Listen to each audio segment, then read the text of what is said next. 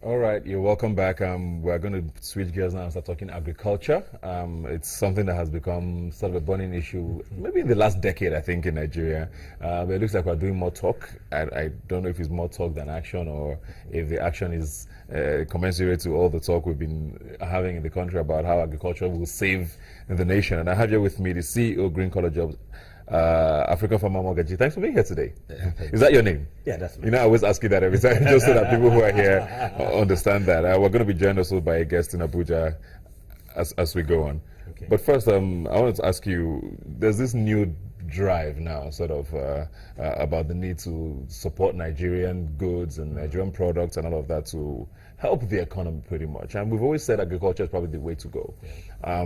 I know the last administration had a dynamic Minister of Agriculture. Things looked like they were starting to kick off and all of that. Have you seen a continuation of that? Well, yes. For Nigerian agriculture to move forward, we need to slow down. The last administration was moving very fast, though that was required. So this new administration is taking it easy. They need to play a lot behind the curtains, retweak the policies, actually put things together before they set the ball rolling. So if they moved immediately to the field, I'll be expecting a disaster. But with the things being a bit slow, I can say that I'm positive that this administration will do better than the last one.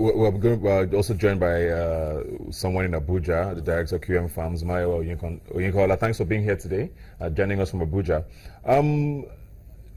As I just asked him, what are your thoughts on agriculture as it is in Nigeria today? Because, like I said, the last 4 or 5 years seemed quite interesting. A lot of new things were happening. Do you feel from your end that things have continued that way?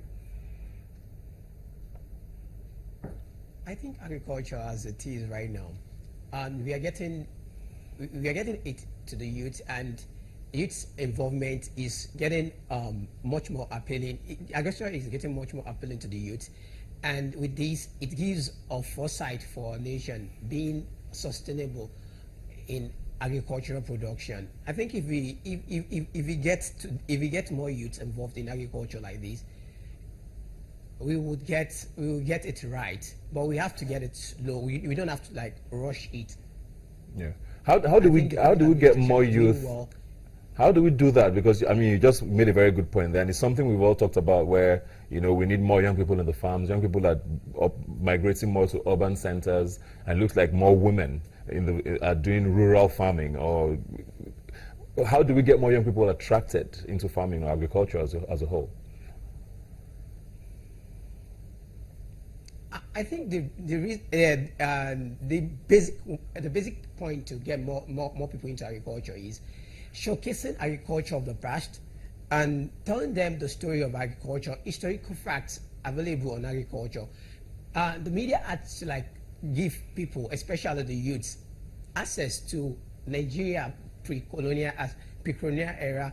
Nigeria, when agriculture was the basic thing that provide for our resources.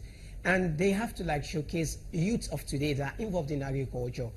The active youths in agriculture, their deeds and their plausible ways. I think this will make more youths come to agriculture, and it will make it appealing to everyone.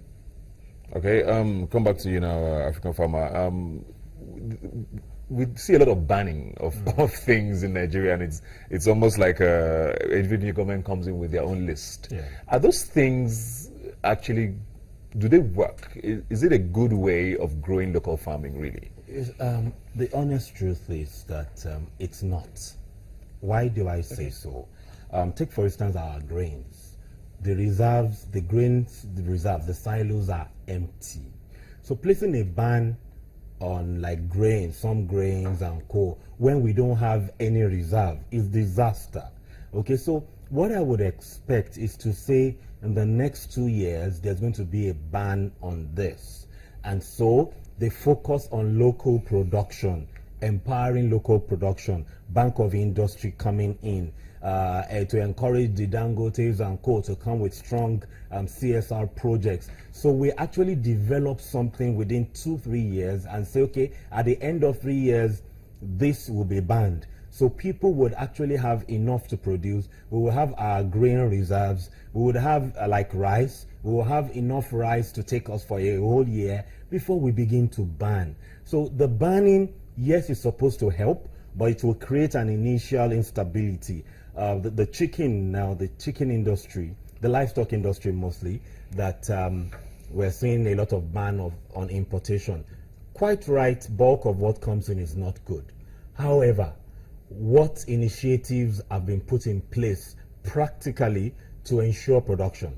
Now, when government and its agencies are funding initiatives and encouraging youths and other private sectors, they fund new entrants and they leave the guys who have been weathering the storm. So why don't you fund the people who have been in the industry, while you now bring the youths that you're giving these funds to go on an internship? So they see how it's done, and you now give them funds, and they are accountable to their mentors. That way it's sustainable. But without putting these measures and systems in place, it's not going to happen. The livestock industry has the vaccines, they're not working. There are low quality vaccines in the country. So if we want to really get serious about agriculture, it's not really the ban. It's to ensure that NAFDAC ensures that the vaccines in the country are potent. It's to ensure that the quality of feed is there. So that will protect the private sector who is bringing the money. So if you now want to bring in 5 million, 10 million into the agricultural sector, you'll be faced with the challenge of buying adulterated or fake vaccines. Okay. And so at the end of the day, you are likely to face losses. So they need to first tidy up the industry so that the investors coming in, they are protected. Then we can now place a ban. You talked a lot about funding there, and the budget was just recently passed. And I wanted to talk about, the budget for agriculture. I don't know what government should be doing spending-wise, because I'm sure a huge chunk of it will be recurrence, for staff of the Ministry of Agriculture and the parastatals there. It's 29,752,546 naira, 639 kobo. 29 billion, let's call it 30 billion. Yeah. What would that do for agriculture this year? To be honest, that is low, because the government is focusing on agriculture. However, if we look at it from the other side of the coin, which is to say government's job is to provide infrastructure, not to really fund the process. Infrastructure is government's business. So if they put in the 29 billion into infrastructure development to ensure that the private sector and the active players are protected, to make things easy for them, we would achieve the goal better. But if, like we know, it's going to be recurrent, there are principalities and powers in the ministries, so things may be a bit slow. But if it is, even at that, we've seen worse scenarios. I've been in this industry for almost 20 years now, so I've seen that with this administration, things can really move forward because everybody knows that it's not business as usual. So I'm optimistic, but I know that government needs to do more in terms of the budget. There's a Maputo declaration where all the African countries came together and said 10% of the budget must be focused on agriculture for maybe how many years now. We just sign all these declarations and we don't effect it. And the countries that have effected it are actually doing better. So, considering really, I don't fault the government per se now, considering what they met, the disaster, it's a good way to start. I expect and I believe that next year it will be better. Yes. Let's go back now to Mayowa in Abuja, and I wanted to go just a little personal now. What sort of farming are you involved in, and how much support do you get from government, if at all, and what sort of support do you think you should be getting?